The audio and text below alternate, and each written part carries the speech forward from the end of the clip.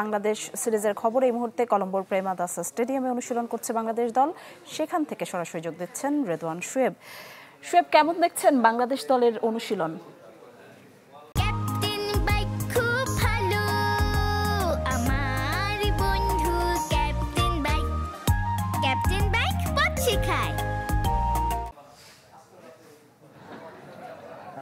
কিছুক্ষণ আগে বাংলাদেশ দলের অনুশীলন শুরু হয়েছে। আমি যদি দেখানোর চেষ্টা করছি, প্রেমাদাসা স্টেডিয়ামে এই মুহূর্তে ফিল্ডিং অনুশীলন করছে ওয়ার্ম আপের পর বাংলাদেশ দল, এবং তার আগে এই অনুশীলনের আগে ম্যাচ পূর্ববর্তী সংবাদ সম্মেলনে সিনিয়র সহকারী কোচ সালাউদ্দিন তিনি কথা বলে গেছেন। তিনি যেটা বলছিলেন যে এই ভেন্যুতে কিন্তু বাংলাদেশের বেশ কিছু আলোচিত ম্যাচ রয়েছে।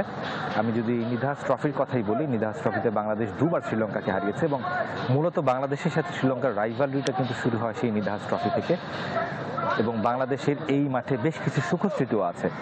সবচেয়ে বড় রান তারা করে জয়ের রেকর্ড আছে, 215 রান করেছিল বাংলাদেশ এই মাঠে, শ্রীলঙ্কাকেই হারিয়েছিল, এবং সেটি বাংলাদেশের টি-20তে সর্বোচ্চ দলীয় স্কোরও বটে। বুঝতে পারছেন সেখান থেকে একটা অনুপ্রেরণা নেওয়ার জায়গা আছে। যদিও সালাউদ্দিন বলেছেন যে তারা অতীত নিয়ে আসলে খুব বেশি চিন্তা করছেন না, ম্যাচ বাই ম্যাচের কথা তিনি বলেছেন, এবং তাদের মূলত আত্মবিশ্বাসের জায়গাটা হচ্ছে তার ঠিক আগের ম্যাচ। তার ঠিক আগের ম্যাচে যেভাবে বাংলাদেশ দল জিতেছে, একেবারে কনভিন্সিং উইন যেটাকে বলে, ব্যাটে বলে ফিল্ডিংয়ে সব দিক থেকেই শ্রীলঙ্কার থেকে এগিয়ে ছিল, সুপিরিয়র ছিল, সেই খেলাটাই আসলে খেলে নেওয়ার একটা প্রয়াস। একাদশ নিয়ে একটু যতটুকু কোচের সাথে, সহকারী কোচের সাথে কথা বলে মনে হলো উইনিং কম্বিনেশন তারা ভাঙতে বাধ্য হচ্ছেন অনেকটা। পেসারদের ওয়ার্কলোড ম্যানেজমেন্টের বিষয়টি রয়েছে। আমরা লক্ষ্য করেছিলাম যে তাসকিন আহমেদকে খেলানো হয়নি যখন নাকি দ্বিতীয় ওয়ানডেতে তাকে বসানো হয়েছিল।